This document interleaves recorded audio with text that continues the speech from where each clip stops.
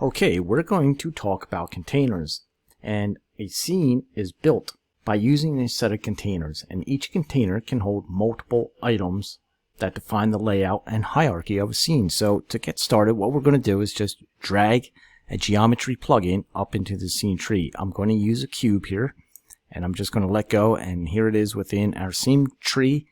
And this here is our container. So a container has a couple of components, and number one, on the left, every container has a color swatch.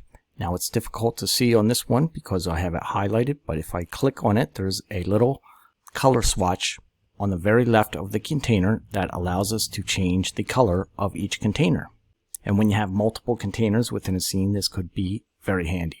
So now you can see that we have a pink selection on the color. Next to that, there is an eyeball, and this eyeball will hide that particular container within the scene tree. So as we click that eyeball, you can see that the eyeball now has a little slash on it, and the cube disappears. So it is hidden, and if we click that back on, we now see it, and that little slash through the eyeball disappears. Next, below that, we have a lock icon. Every container, when you drag it into the scene tree, is unlocked by default, but you can lock it, and now it changes to a locked device, and that means when we come over into the scene tree and click and try to drag this, it is locked and we cannot drag it. If we unlock it, we can come over and drag it within the scene. However, if it's locked, we can still use our transformation axis editor over here to transform the size, position, or whatever we need. So we're going to unlock that. Next, we have the transformation axis icon, and when we click on this, it takes us into the transformation axis icon editor. And within here, we can do many things. We can adjust the position, the rotation, scaling, and many other things. Check out the video on the transformation editor to learn more on that.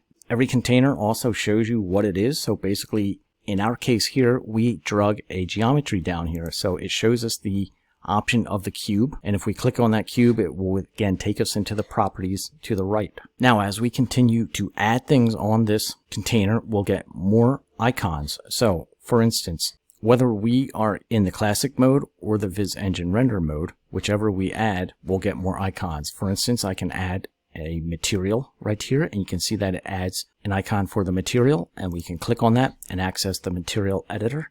We can also add things like materials advanced, material definitions, and in this case, since we're in the classic mode, we can add images. So as I slide an image up here, we now have an icon for an image, and again, if we click on it, it would take us into the image editor window. Furthermore, we can now add plugins. So if we come into our plugins folder, we can start adding some plugins, and here I can add an alpha, and sometimes we can add multiple plugins to the container as well, and sometimes the plugins will override it. If at any time we wanted to switch out a geometry or a plugin or anything, we could simply just select a new geometry or image or anything and just slide that, and it will replace it. Lastly, one more icon that may appear is that if we create a quick animation here and set 2 keyframes and we go into the stage, you can see that we have an animation, and once we have an animation, we have this little icon for an animation. Now to rename a container, there are 2 ways you can do it. One, you can double click on it, and we can rename the container by typing in a new name. You can right click on it, and you can say rename container. So again, if you right click on it, you can type in a new name. When you go to name your containers, there are a few things that it won't accept, such as $signs, /mark, /, and a couple other symbols that it will not accept. So if you try that and it doesn't take, that's why. Now another way to rename containers, if we have multiple containers within here and we wanted to rename them numerically, what we could do is highlight all containers. We could right click, we could say rename containers, and then if we start with a number symbol or hashtag symbol and then type in our new name and hit enter, what it's going to do is rename all of those containers, and it gives them a number. So here it goes: container 1 sphere, 2 sphere, 3 sphere, 4 sphere.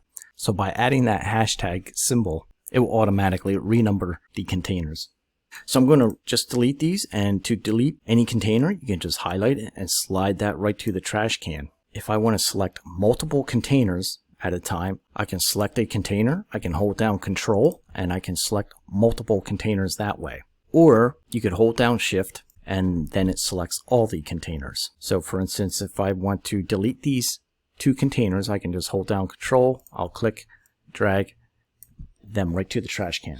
Now, a scene structure is based on containers and how they are organized. We can also add a container by clicking this little G button and or dragging it. And when we do that, you can see that it starts with the basic options here. We have a color, an eyeball, a lock button, a transformation axis editor. And now we can start adding anything we want into that. So we can also group these containers. So I could slide this container into this group, and now it forms a parent-child relationship. And if I were to move this topmost container, it's going to affect the child container within that group. Now I can copy a container several ways. I can highlight it, I can hit Control C and then Control V and it will copy it. However, you should take note, as you notice when we copied it, it made another sub-container.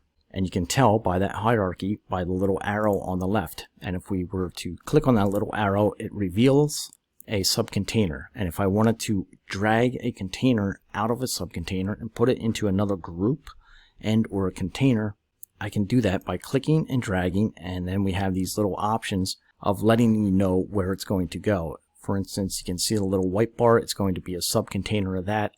Now if I want to make it a subcontainer of this group, I can drag it in there. And if I want to drag it outside of that group, I can just slide it above that group and we have that white bar above it. Another way to copy a container is to hold down Control, click, and drag it. And now we get a little plus button. Again, we can drag this container around and release it where we want by following our white bar right there. Now, we briefly covered this in the geometries or G-tab video, but if we wanted to merge containers into one object, we could do that as well. So what we would need to do is set up our containers in a specific order, and here I have 3 containers within one main container. Now this main container is our topmost group, and if I close that little arrow, you can see that all of our containers are within there. If we click open the arrow, it reveals that. Now if I right click on that topmost container, I can merge this container group, and we merge it and it creates one container or a geometry object. I can now drag this object to our asset view or our database to save, and we could just give it a name right there and hit OK. Now we could right click again and we could split container group, and now we're back to our original container. However, we did save that in case we needed it for another scene down the road. Now at any time you can right click on your containers and you're going to get different context menus here. Number 1, we do have an option for rename container. Next, we can also delete a container from in here. It's the same as dragging it to the trash can. We can also create a subcontainer right here. If we click on that, you can see how that sets it up here. It just creates a subcontainer, a parent-child relationship, kind of like this group, subgroup, kind of like this main group and these child containers. If we right click again, we also have the option to copy this container and paste that container this way as well. Depending where you click on the container, you also may get some different options. So we clicked out here, we had a few options. Now if we click on this animation icon or right click on the animation icon, we get a couple of different options. We get the same, but now we have a delete animation, there's a tree search for animation, and a copy animation as well. And if we were to right click on a plugin within a container, again it gives us the option for that particular plugin. Now as we mentioned, clicking on any icon within the container will open that particular icon's properties editor or editor window. So here we have a geometry, we click on that and it will open specifically for the sphere geometry, and then as you can see, if we made changes there, how it affects that sphere. We could also go into the extrude plugin specifically by clicking on that icon and or the material, image, and down the line.